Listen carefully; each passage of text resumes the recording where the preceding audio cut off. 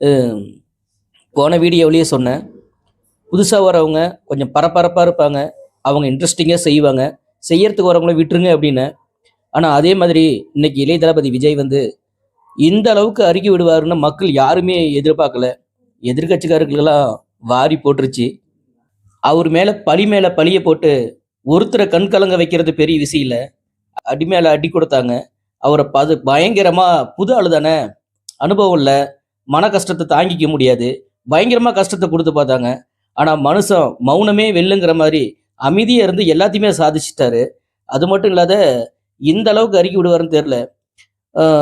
எல்லாருமா ஒட்டுமொத்தமா சேர்ந்து ஒருத்தரை கண் கலங்க வைக்கலான்னு பார்த்தாங்க. ஆனா அவர் விட்ட அறிக்கை வந்து எல்லாரையுமே கண் கலங்க வச்சிருச்சுங்க.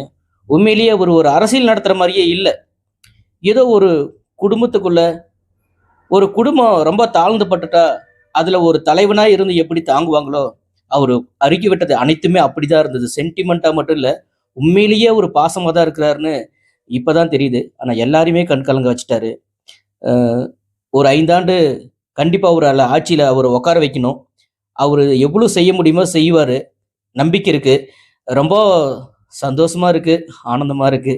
இந்த அளவுக்கு ஒரு மனுஷன் செய்வாரான்னு. இந்த கட்சி அந்த கட்சின்னு நாம ஈகோ பார்க்கறதோட, பொதுவா ஒரு மனுஷன் கடவுள் மாதிரி வராரு. தயவு செஞ்சு ஓட்டு போட்டு விடுங்க. எல்லோருமே நல்லா இருப்போம். நல்லா இருப்போம், நல்லா இருப்போம். டிவிகேக்கு ஓட்டு போட்டுட்டு எல்லாருமே நல்லா இருப்போம்.